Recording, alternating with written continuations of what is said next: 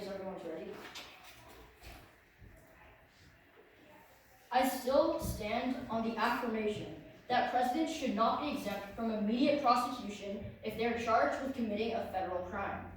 First, because the president can stop his prosecution at every stage by firing a special prosecutor, ordering an attorney general to fire a U.S. attorney, and having the Supreme Court rule in favor of the president in the case that a state or local prosecutor decides to try and challenge him.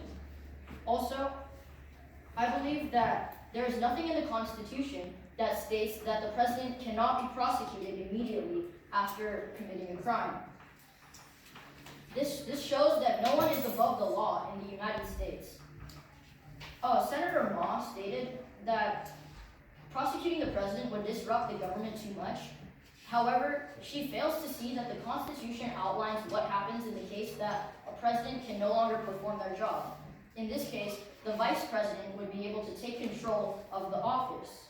She also said that the president, as long as they're acting in the best interest of the country, in their opinion, would be able to do anything they want, even if it's illegal. I posed the question whether the president could commit atrocities such as slaughtering an entire country.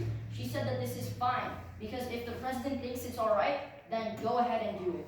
Also, Senator Lance stated that Robert Mueller couldn't prosecute the president. However, what he fails to see is that since Robert Mueller is under the Department of Justice, he is held under Department of Justice policies. And one of the policies of the Department of Justice is that the president cannot be prosecuted while in office.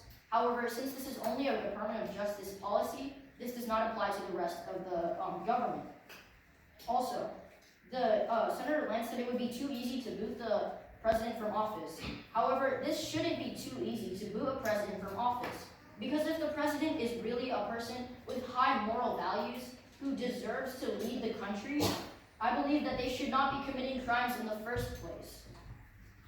And so, because of this, I believe that that presidents should not be exempt from immediate prosecution if they're charged with having committed a federal crime. If they commit a federal crime and can get away with it, this is not a democracy. This is a tyranny. If the president becomes a tyrant, they can do whatever they want, and no one can stop them. If the Constitution states that no one is above the law, and I believe that we should uphold that constitutional value in the form of holding our president accountable. Thank you.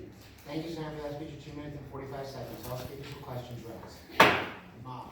So wouldn't you agree that preserving our country is what's most important? All constitutions are written to preserve our country.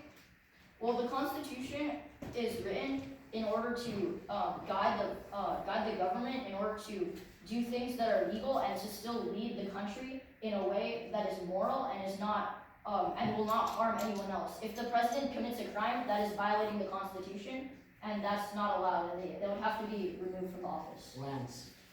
The Constitution is hundreds of years old. Even though it was built for the foundation of our country, do you think all of its laws still apply today? I believe it still does apply today. Our founding fathers wrote the Constitution in the hopes of making a government that was better than the one they tried to escape. And I believe that if we violate the Constitution, we're going against years of history and values that we're just throwing away. Do you believe that the government back then, when they wrote the Constitution, is the same as now? I don't believe the government was the same because they hadn't implemented the government yet. But because there's no constitutional amendment that states that the president cannot be prosecuted during while in office, I believe that this is open to interpretation, especially by Congress. Thank you, Senator. Cross-examination of the last.